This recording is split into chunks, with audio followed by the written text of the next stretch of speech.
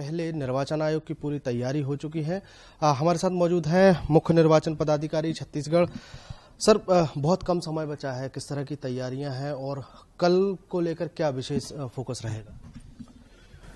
तैयारियां जो होती हैं वो भारत निर्वाचन आयोग के निर्देशानुसार होते हैं, जो उनके गाइडलाइंस हैं, मार्गदर्शी सिद्धांत है, उसके अनुसार होते हैं।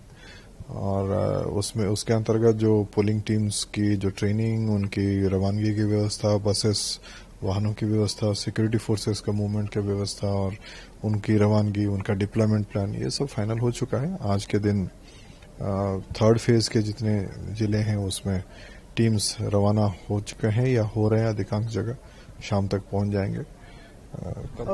कल के लिए जितनी भी व्यवस्था होनी है वो अमूमन हो चुका है। उम्मीद है कि पूरी शांतिपूर्ण तरीके से सब कंप्लीट हो जाएगा। सर, 7 सीटों पर मतदान होना है, क्या क्या समय सीमा रखी? जिस तरह से पिछले चुनाव हुए हैं, पिछले चरण के चुनाव हुए हैं, उसमें कुछ समय सीमा में कोई इस बार कोई फर्क रहेगा कि केवल एक ही चरण में, एक ही समय में सब चुनाव न पड़ जाएंगे? लगभग सभी जगह एक ही समय है, तो इसमें कोई ये नहीं है। केवल बलरामपुर में एक आध जगह का जो एकदम इंटीरियर रिमोट में है, उन्हीं के एरिया में ही थोड़ा समय से पहले उसको समाप्त किया जा रहा है 3 बजे तक।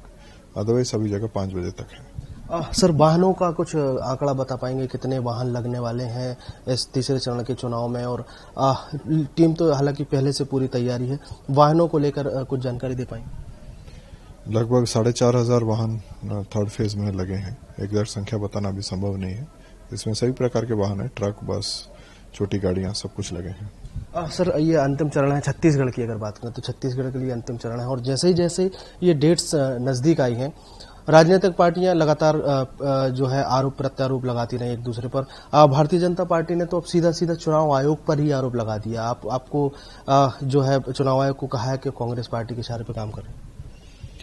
उनके आरोप से हमें कोई कमेंट करना नहीं है।